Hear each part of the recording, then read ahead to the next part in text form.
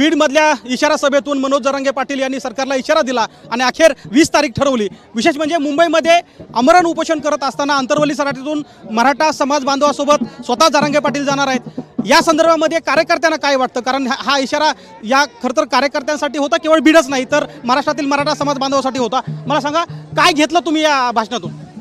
Sir, आजपर्यंत जे सरकारला वेळेवर वेळ दिलेली आहे, परंतु सरकारनं कुठलाही निर्णय घेतलेला नाही ठामपणे आणि मराठा समाजाला झुलवत ठेवलेला आहे। तर इथून पुढे आता जरांगे पाटील म्हणतील तसं करायचंय।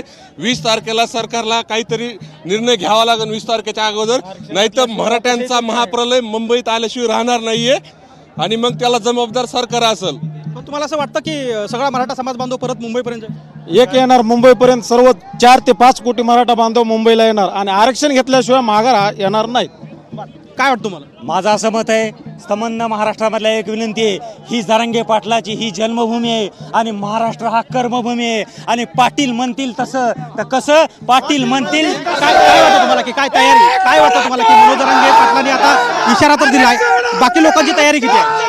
बाकी 100% बाकी लोकांची 100% तयारी आहे की आम्ही जसं पाटलांनी आज इशारा दिला, जसं आज पाटलांनी आम्हाला आज सांगितलंय की आपल्याला तारीख ठरलेली आहे, त्याप्रमाणे आम्ही 100% म्हणजे जेवढा बी आपला बीड जिल्ह्यातला मराठा समाज असेल आणि ते महाराष्ट्रातला मराठा समाज असेल, पूर्ण ताकदीने एकजुटीने आजच्या ह्याच्यामुळे 3 ते 4 कोटी आजच्या घोषणा झाली, त्या हिशोबाने आम्ही पूर्ण ताकदीने मुंबईमध्ये उतरणार।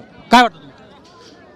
आज खूप मोठ्या प्रमाणात इथं मराठा समाज जवळपास 25-30 लाख जमला होता। तसंच मुंबईत पण 5 कोटीपेक्षा जास्त मराठा समाज येईल आणि आंदोलन, आरक्षण भेटल्याशिवाय मराठा समाज माघारी येणार नाही, त्यामुळे आरक्षण 100% भेटणार आणि सर्व मराठा समाज मुंबईला येणार। काय आज जी मनोज जरांगे पाटलांनी जे विचार मराठा समाजाच्या वतीनं सरकारला दिलेला आहे, त्याचं मराठा समाज तंतोतंत पालन करणार।